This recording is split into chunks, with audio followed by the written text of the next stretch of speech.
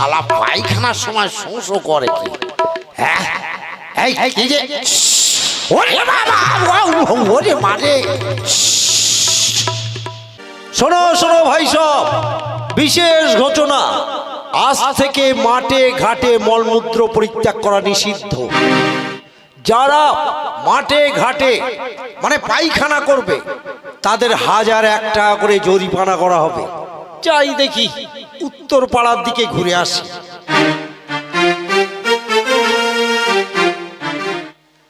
ওরে বাবা রে, শালা কি হাগানা লেগেছে আমার।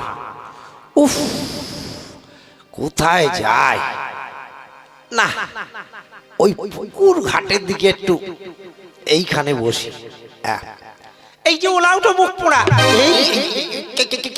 কি চাই? লজ্জা করে না? মদ্দা মানুষ হই এই পুকুর পাড়ে পায়খানা করছো? মানে আমরা এখানে স্নান করবো, যাও যাও এখান থেকে। ছি ছি ছি ছি, কি অসভ্য লোক, যেখানে সেখানে মলমূত্র পরিত্যাগ করছে। পঞ্চায়েত থেকে নিষেধ করেছে, তা সত্ত্বেও লজ্জাও করে না। ছি ছি ছি ছি, আয় আয় বোন, আমরা ওই ঘাটে যাই। ওরে বাবাজি, উনি মারি, কোথায় যাই রে, কোথায় যাই?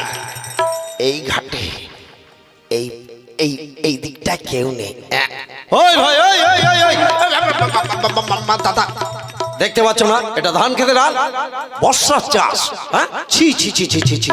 আর তুমি এখানে দাঁড়িয়ে দাঁড়িয়ে মানে যাও, পঞ্চায়েত থেকে নিষেধ করেছে মাঠে ঘাটে পায়খানা করা নিষেধ, আর তুমি না না মানে দাদা বেরাও এখান থেকে, বেরাও। আমি এক্ষুনি জমি নিরাবো। যাও যাও।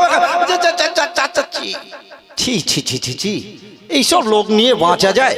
বাড়িতে একটা বাথরুম পায়খানাও নেই।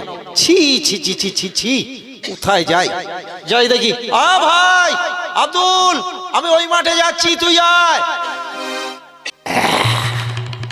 বাবা রে, শালা ওইখানে যাচ্ছি, এদিকে মেয়ে ছেলে বলে কিনা উলাউটো। ছি ছি ছি ছি ছি, এই বনের মধ্যে কেউ নেই। এইখানে আমি মনের আনন্দে একটু পায়খানা করে নিই।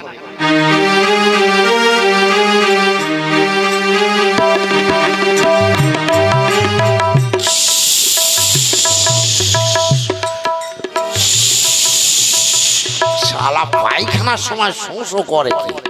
হ্যাঁ এই কি যে ওরে বাবা ওরে মারে। এখানে আমরা বসবাস করি, আর তুমি এখানে মলমূত্র পরিত্যাগ করছো? বাবা মনসা, মা মনসা, আমার ভুল হয়ে গেছে। তুমি এখানে পায়খানা করলে গন্ধ ছড়াবে, এর থেকে জীবাণু হবে। মানে বাবা মনসা, মা মনসা, আমার ভুল হয়ে গেছে, আমি আর এখানে পায়খানা করব না। তবে যাও এখান থেকে, বাড়িতে চলে যাও। ঠিক আছে ঠিক আছে ঠিক আছে, তোমার আমি দুধ কলা দিয়ে পুজো করব। যাই ওই দিক দিয়ে গিয়ে আমি আর এক জায়গায় পায়খানা করি।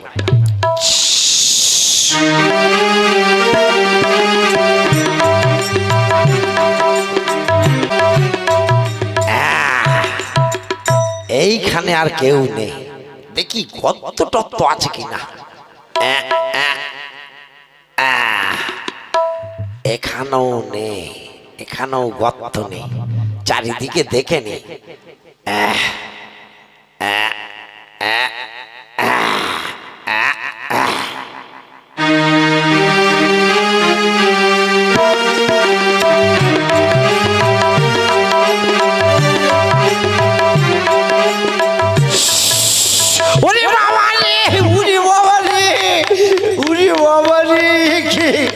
তোমাকে না নিষেধ করেছি তুমি মাঠে ঘাটে পায়খানা করবি না, এর থেকে জীবাণু হবে, এর থেকে নানা রকম রোগের সৃষ্টি হবে।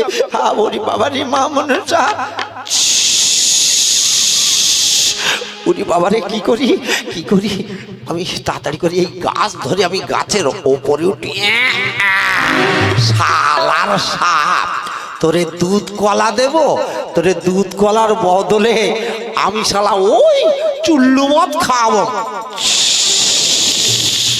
হ্যাঁ, আমি এই গাছে বসে থাকি, আর শালা সাপে আমার কিছু করতে পারবে না। ওরে বাবা রে, শালা সাপ আমার কি করবে? শালা গাছে ওঠ ওঠ, শালা সাপ গাছে ওঠ ওঠ। আমারে কি করবে সাপে? এই যে লতাটা ধরেছি, এই লতা ধরে আমি ঝুলবো, এই লতা ধরে। সরে বাবা, উপরে সাপ নিচে সাপ, ওরে বাবা, ওরে মারে, ওরে